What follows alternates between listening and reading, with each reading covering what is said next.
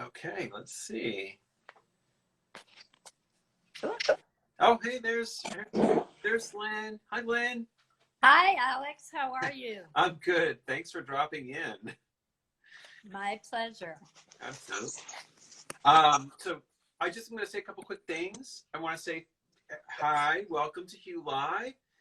This is our webcast series that we're doing, and this is our first one that we're ever doing on Instagram Live. But you can find more information about Hugh Live on my Instagram account at aneuroticsofart. At Aneurotics of Art, that's my handle. And there will be more in the comments about places to go, how to access the rest of the content that we're doing. On Thursday night, we're going to be talking to Zaldi, actually, who does all of RuPaul's clothes. And Tuesday, we're talking to Norma Kamali. So really have great lineups. Really cool stuff is going on. These are intimate conversations with really interesting and important people in fashion and business and creative fields, most of whom are alums. We are living in a very strange, unprecedented, and, let's face it, kind of a frightening moment in human history. So it seemed like it was a good idea for us to gather people from our extended community together and start talking and also listening. One last thing I wanted to say is FIT has created a new emergency fund to support students who are facing new and urgent needs as a result of the COVID-19 pandemic.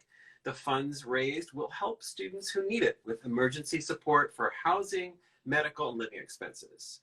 The URL is, I'll say this at the end too, if you listen for it, fitnyc.edu/help FIT students. Our handles are also, if you want to tag us, you can tag us at FIT alumni. That'd be great. So I'm going to talk to Lyn for about half an hour, 40 minutes or so, and then we'll start asking questions, or taking questions rather, from the people who are watching us. Probably many of you don't need to be introduced to Lyn Slater. She is known as the Accidental Icon, a name she gave herself when she earned hundreds of thousands of followers on her social media accounts. I noticed today that the number is around 730,000. Whoa. And the cool thing is, these followers are not just watching. They leave her hundreds of really interesting and reflective comments. Her mane of silver hair is immediately recognizable on Instagram, Facebook, and everywhere else. This influencer has been featured on countless media, from The Today Show to Fashionista to Bored Panda, where she first picked up many followers. She's been in ads for brands, including most recently a very sweet ad for Kate Spade, which you can see on Lyn's Instagram account. She has a PhD in social welfare. Look out. And only last fall, she left her position at Fordham University because her work for Icon Accidental became all-consuming. She finessed some of her skills in FIT's School of Continuing and Professional Studies. And by the way, she's going to remind us that she is no longer an accidental icon. She owns her status. She was recently quoted, "It's time for a new outlook on what it means to be an older woman." Indeed, I would agree with you 100%. So Lyn, thanks for coming on. My pleasure. One of the reasons why I wanted to talk to you for this webinar series is you seem like someone who's not afraid of the future, actually. And right now it's kind of a scary moment. But you've always seemed very brave to me. And I just wondered, how do you feel right now? I think that's a really great question. And it's also a great observation. And I guess one of the real benefits of being older is that you can look back and see that you and the world have survived many things. And I think for me, whenever I've had any kind of a crisis in my life, I always took it to mean that it meant that I needed to do something different, and that I always looked at it as an opportunity. And so that's how I'm thinking about this very unprecedented, and I must admit I have not seen anything like this in my lifetime, but this very unprecedented time. Mm.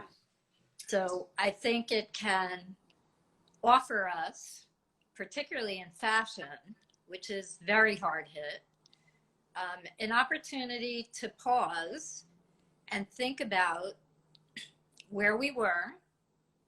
Was it really so great where we were? And what might we do to bring it back to the place where it's about creativity and beauty and exciting clothes and clothes that are unique and expressive? Mm-hmm. You actually, one thing that you said in one of your posts early on was that you, early on in this during the pandemic, was that you said you were reading a lot, and I was wondering if you would mind telling me about what you've been reading and maybe what you've been reflecting on, even if it doesn't have to do with clothing. I mean, it could be, but. Well, I've been really, what this whole crisis has meant to me is it's really put in a very big and bold way all of the cracks in our society. And I think particularly I have an interesting view because I'm a professor, which was a very stable kind of job, but as of last year, I'm a social media influencer, which is not a stable job, right? Right. And so it gives me a lot of empathy for all of the people who are in what they call, you know, this gig economy, where you're doing jobs, you're a stylist, you're a photographer, you're a content creator, you're an influencer, and pretty much a good deal of the income, you know, has stopped. And so for me, I had been getting to a point where I was feeling like I needed to do some rethinking, and I was concerned about what was happening in terms of the earth and climate change. And so I really took this time to delve into, in a very deep level, the whole issue of sustainability in fashion. And so I've been reading very nerdy books. One of them, it was recommended to me by a friend who's a professor at another fashion school, which will remain nameless, called Emotionally Durable Objects. And it's sort of talking about the way that sustainability does not mean that we can't love clothes, that we can't love beautiful objects, but that we need to make objects that people can have relationships with. And so another book that I've read recently is Fashionopolis, which... The phone is sitting on that book while I'm talking to you. Yes. And I think what's really stunning about it for me is that I realized that I first began to love clothes before fast fashion. Mm. And we had a very different relationship with clothes. Like, you loved your clothes. Your clothes said a lot of things about you. So you repaired them, you kept them. Something new might be complementing what you already had, or it was to make a new kind of statement that you wanted to make about your identity. Mm-hmm. And so what I realized is, by reading that book, is during fast fashion, people got into these kind of shallow relationships with clothes. Like, okay, I wore it this weekend, I could throw it away. Because unfortunately, it's only going to cost me a small amount of money. Hmm. So for me, I think the elephant in the room for sustainability is that we really need to produce less, period. It's not about new and different textiles, although these are all good things. But at the end of the day, we need to produce less and we need to produce better. You know, it's interesting. I remember in Fashionopolis that Dana Thomas, the author, says that most people wear their clothes 7 times before they throw these pieces of clothing away. I mean, how obviously, you know, I work at the Fashion Institute of Technology and I love fashion, but how do we convey to people and get them to basically to share these values that you don't just want to buy things that you're going to throw away overnight? How do you think we encourage people to think differently? Well, I think one of the challenges, I think, for people who are in the US is that fashion here is commercial first and it's everything else second.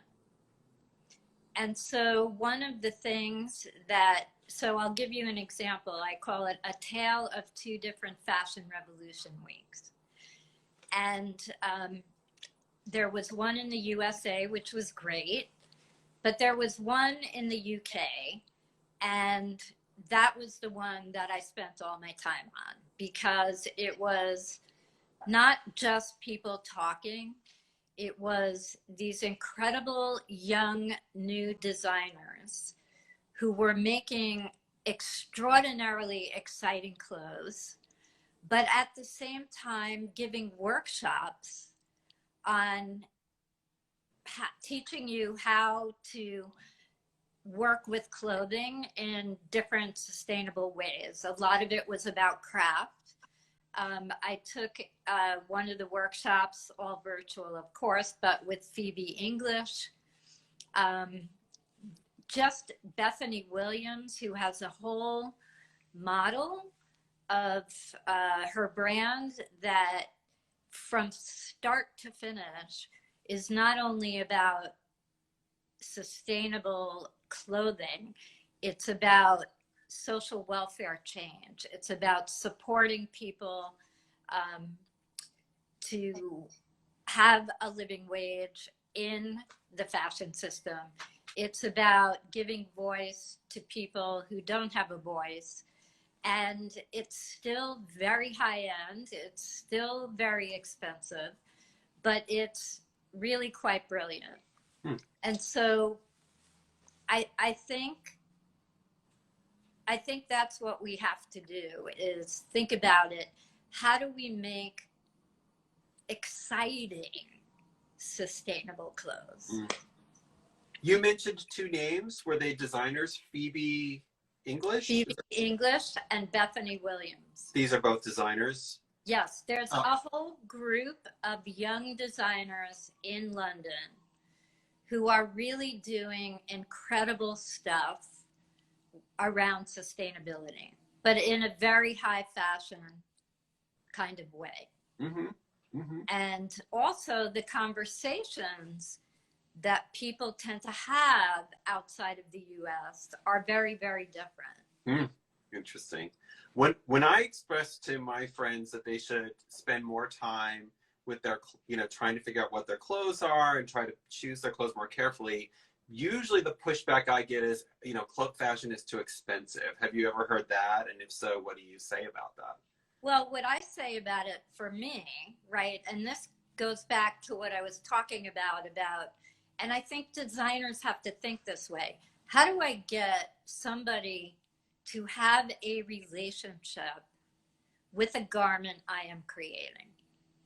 And so for me, because that is how I view my clothes, right? I will buy way less clothes and spend more money, because to me, it's like collecting art. So it goes beyond just functional clothes. Yeah. And that's how I view it. And I think on the, you know, if you really break it all down, right? If you are buying clothes that you love, that are beautifully made. And that's the other part of it. They're really much more better made. And they last years. They're the kind of clothes that you can give to your granddaughter. And the newer brands are having an amazing story about who's making them, where is that cotton coming from, what kind of a seed are we planting? And if you look at it that way, you're making multiple investments on multiple levels to raising the quality of life for a lot of women, garment workers, as well as protecting the earth, as well as having a gorgeous piece in your own collection. So I think people have to like not stop at the price, but take that trip all the way back to where did this begin? And who am I going to benefit? This is the question I ask myself now. Who is going to benefit from this money? And, go ahead. No, and if I can hear that it's a woman artisan in India who's done beautiful embroidery, like the embroidery on my beautiful apron, then it makes it easier, right, for me to invest. Lyn, who are you wearing, Lyn? I actually think she might be an FIT alum. But when I first started out, a young Indian designer reached out to me. She has a very successful wedding sari brand in India. She's quite well known. She's really, really good. But she wanted to do something a little different. And she and a partner started something called Hanan, Hannan. And much of the work they create, and they have these like incredible neoprene sweatshirts, but that have intricate beading. And what really engaged me about her and him was that they had befriended this man who ran an embroidery studio for generations in India, and they found out that he had done work for these really famous Paris designers, a lot of couture work, but he only saw the fabric he created. He never saw the final product. Oh. And so what these two young people did was they actually tracked down photos from some of the older runway shows to show him what his work looked like as a final product. Oh, cool. Right? Very And cool. so that just gave him so much motivation, even more than he already had. And they conveyed to him their huge respect for him as an artist, whereas all these other famous designers, and they were really big houses, never once reached back, even though they took full advantage of his beautiful work. Wow. Yeah. So this is why I hang out with young people, to be quite frank. Did you, by any chance have any, your phone is kind of pointed up, but I can't tell if you have other clothes that you might want to share. If not, that's okay, but. Yeah. Oh. Well, what I'm wearing, because this is another brand that I love. So my apron is Hanan, and it has this beautiful, you could see it, it's just magnificent. Is that embroidered? That's embroidered beadwork. Wow. Done in India. And I love aprons because of Yohji Yamamoto. But right now I also feel like we're going to have a lot of work to do. So I find myself wearing my aprons. Ah, The other thing I love is oversized. People who follow me know that. And this is a magnificent oversized shirt from a very new sustainable brand called Another Tomorrow. And literally, this was the founder, Vanessa Halleck. She was in finance and she was very interested in green investing, and she started to research, and she saw how bad fashion was in terms of the impact on the climate, etc. And she actually went back to school and got a couple of degrees in sustainable business, in sustainable manufacturing, and she literally made a supply chain from scratch. wow. And in every article of her clothes is a QR code. And if you put it, you know, in front of your phone, it takes you to a website that will show you. So for example, this, it goes all the way to the seed that is planted for the organic cotton, who made it, where it's made, when, how, all of it. So when you are purchasing any piece, and she produces less, but exquisite. I wonder if what's happened with clothing, I'm just thinking about what you're saying, is that we've lost the idea that clothing is part of a story that we're telling. And we've lost the story in a way. Yes. Yeah. And that's something that I've been, you know, it's interesting because I never used to write much on my Instagram. That was really more for my blog. And so recently, since COVID, I've been doing more writing, but I've been writing about what my clothes mean to me and what story that they're telling. Because I think if people start remembering and they start being taught how to use clothes to tell a story about themselves, about who they are or who they wish to be, that it will make a profound change in how they look at what they're buying and how they want to get dressed every day. You've actually asked on your blog, you know, what's the role of an influencer at a time like this? Right. What do you think? What's the answer to that? Well, I've always felt that there's two types of influencers, right?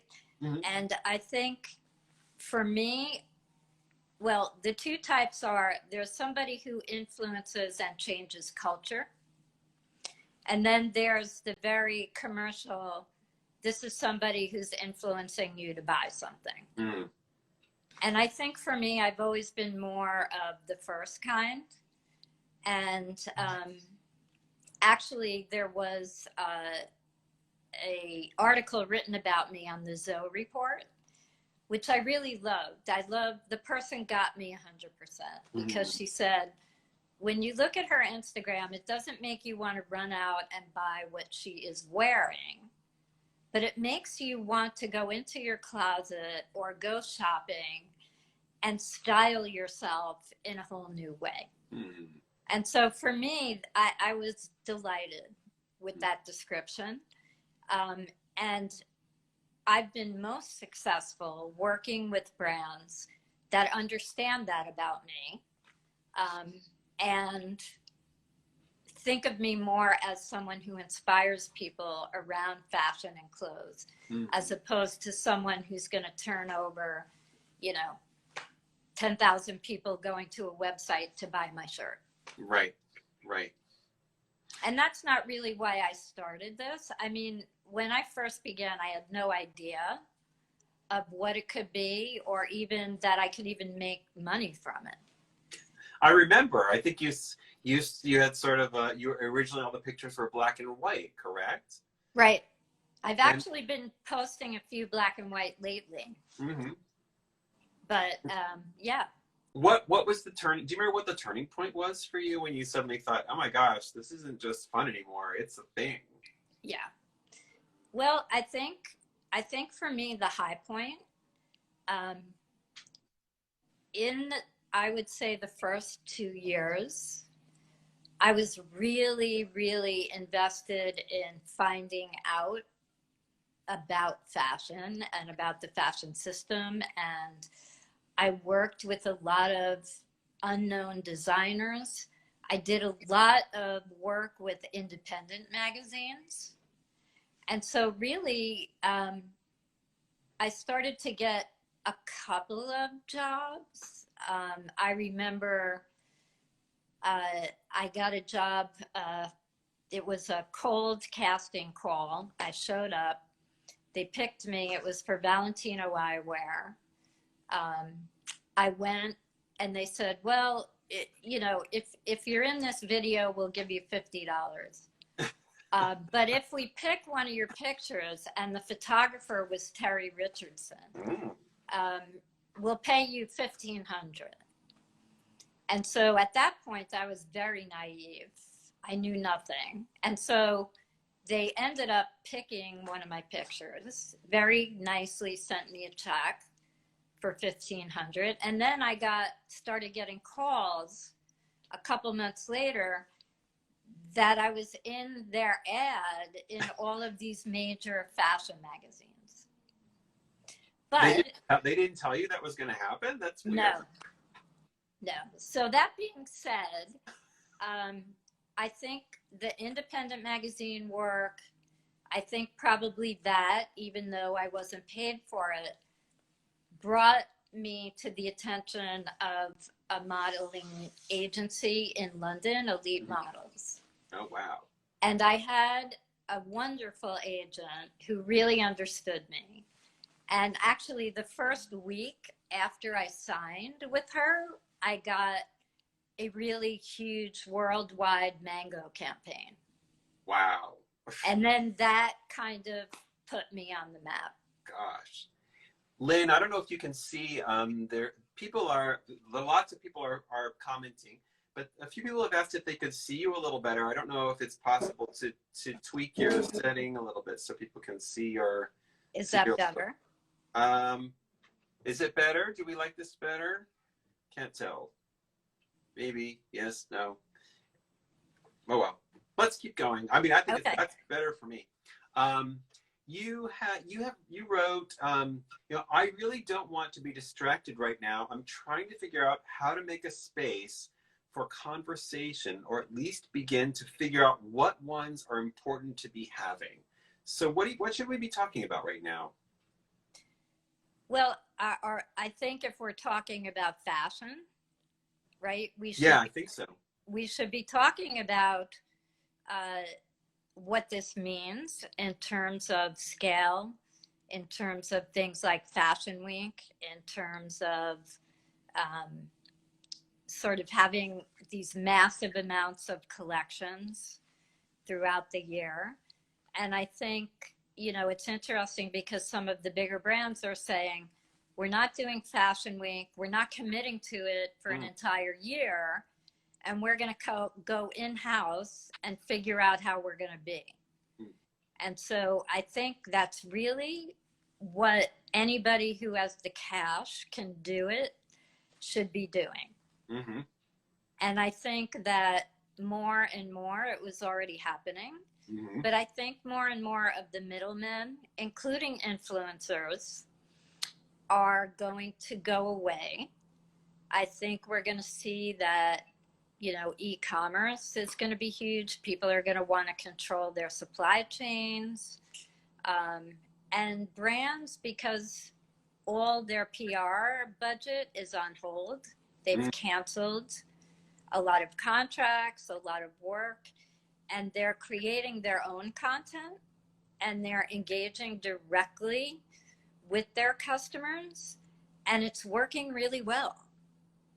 So my thing is, they may not need an influencer as this person to engage if they are doing a really good job with it right now.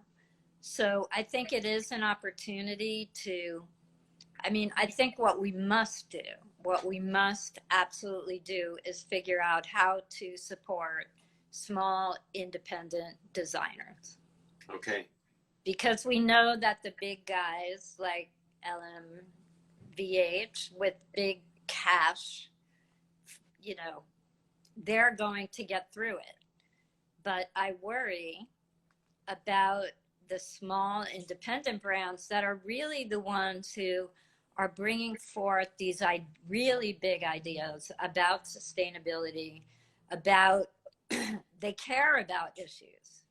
They care about inclusion. They care about diversity. They care about inequality. They care about the earth. And I would really hate to lose their voice. Mm. So I think for me, a big top priority is conversations about things that people never thought of before, like maybe young designers, rather than compete with each other, are going to have to collaborate, maybe pool their resources to find manufacturing that is affordable for them. If they all say, I want X amount of pieces, combine on PR and creative content, and still be able to retain their own individual voice and their own sort of contribution to moving fashion ahead. So maybe the small independent designer actually has an opportunity at this moment. Yes. Yeah, I think we can look at it, you know, either way. I'm not an either or person. And so I think, yes, there's going to be a lot of fallout. Yes, a lot of brands aren't going to make it, but it's also an opportunity to do better. Mm-hmm. Yeah, I think there was a piece in the New York Times today about J. Crew. I think they have been struggling, and maybe part of it is the larger brands have tried to find their place, you know, in this very strange market.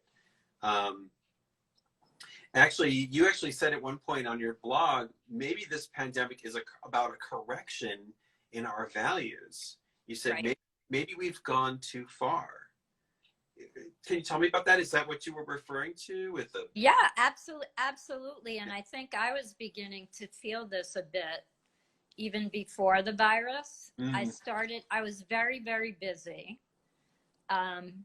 And I just felt like I had gotten on this treadmill and I was just churning out content. And it didn't feel okay to me.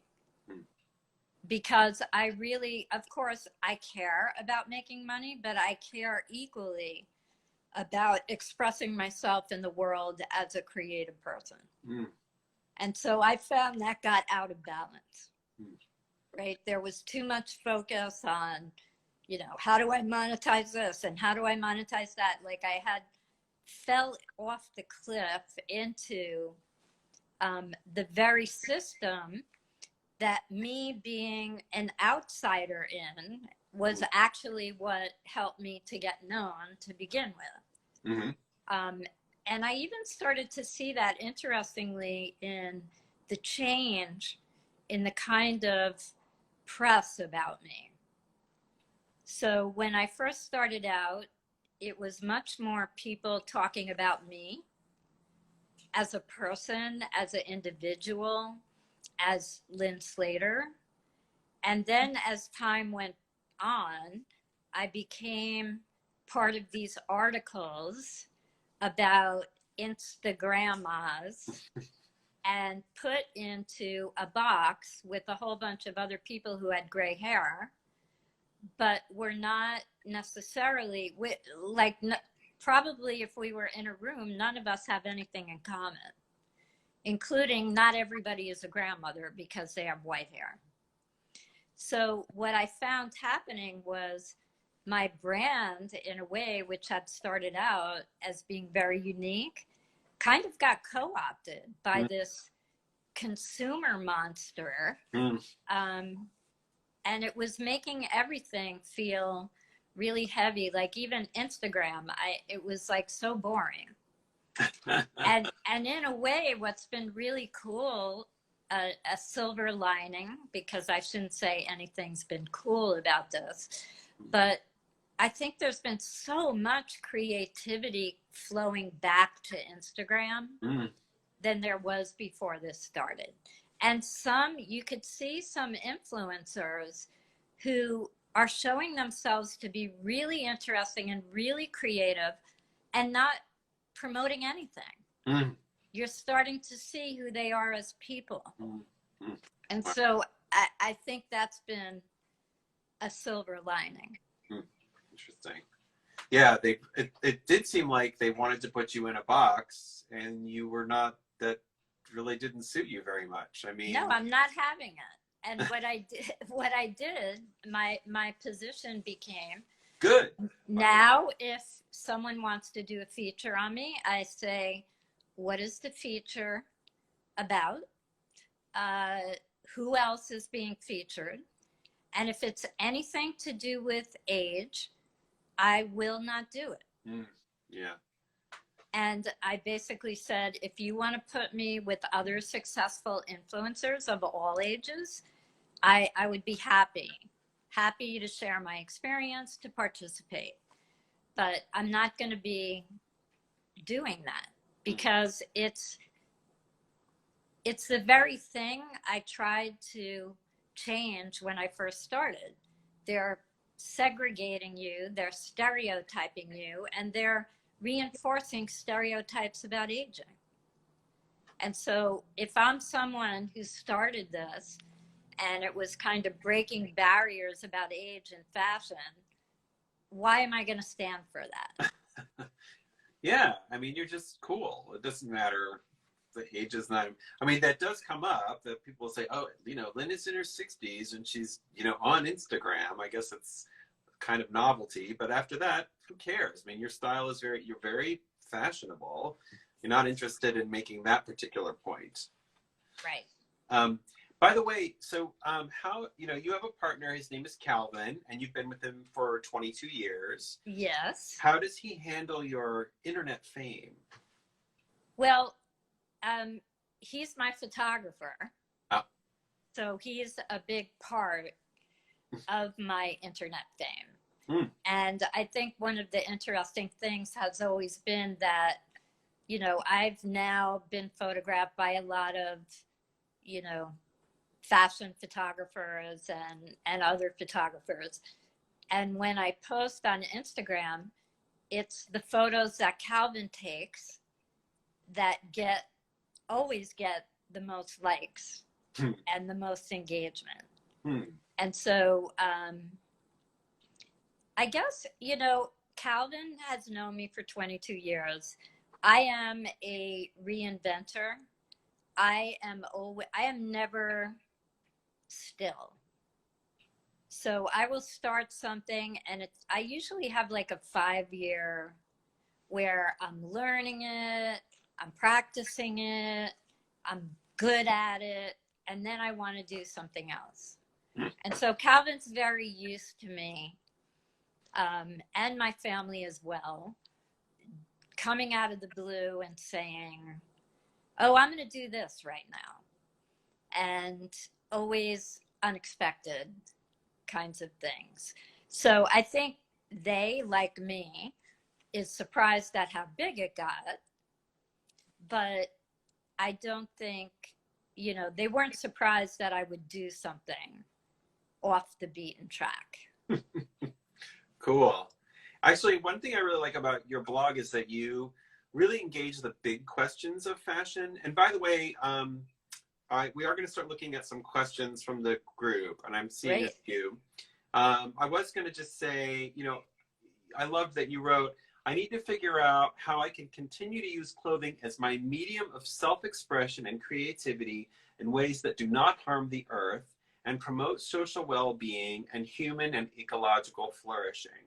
And I think what's sort of fascinating to me about you is that your work as a lawyer and a sociologist and a social worker on behalf of disadvantaged people, has now merged into what some people would say is a radically different realm.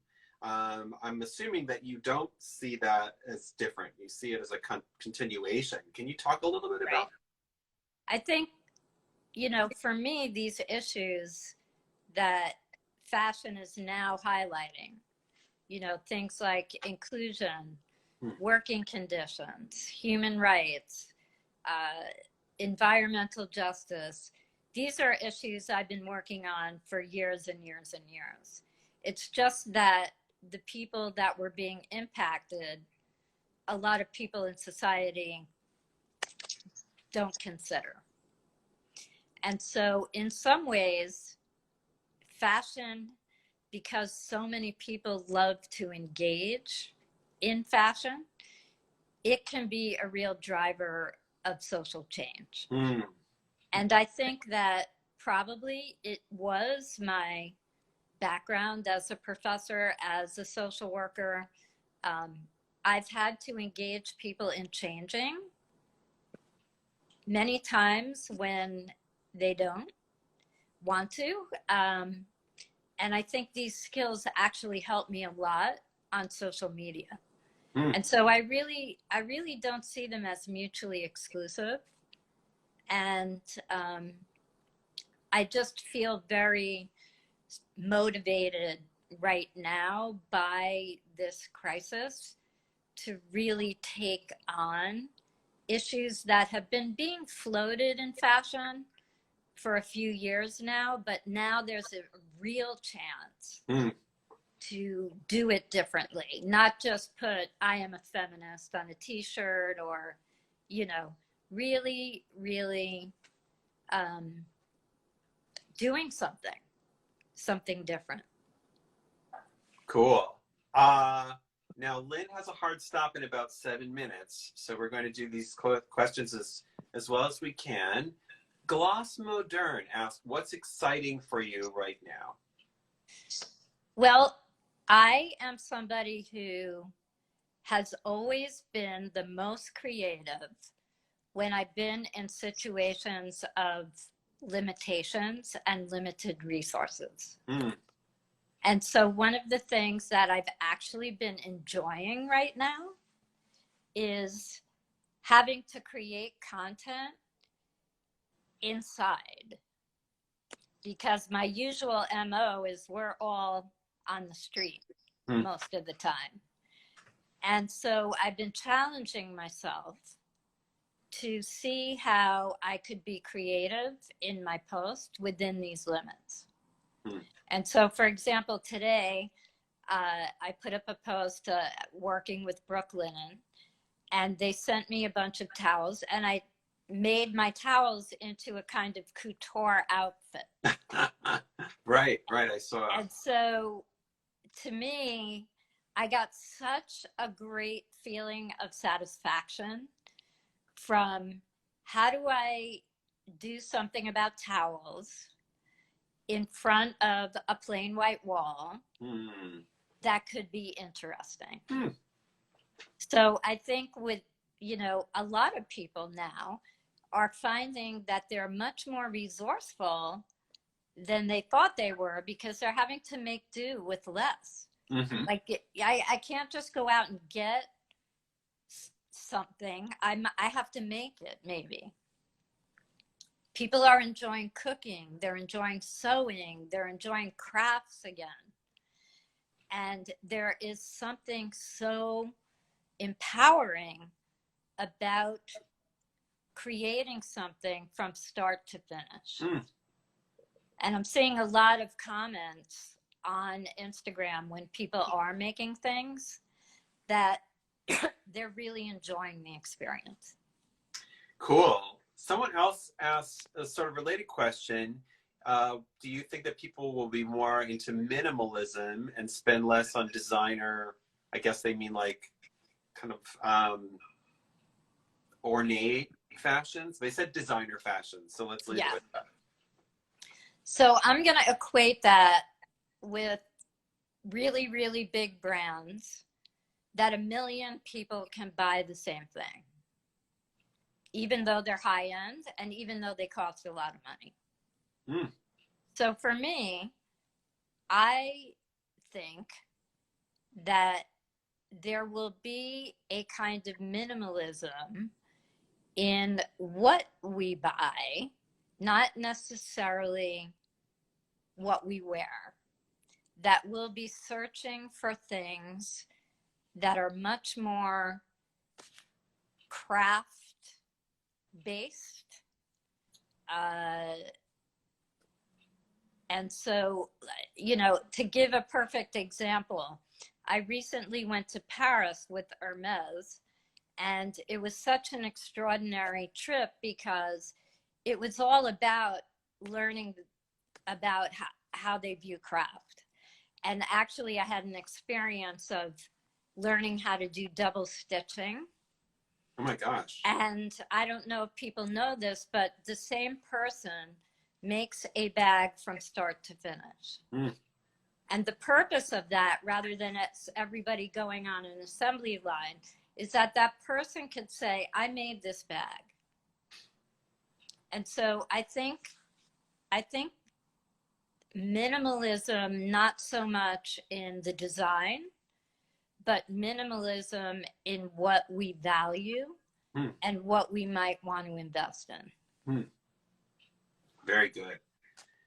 One person asked this question about storytelling. Do you think that personal storytelling through fashion and style is limited by the environment you live in? And I unfortunately cannot see the rest of this question. For example, self-expression in New York City may be different from other places. I mean, I think that the answer is yes, of course, but maybe you have more to say about that.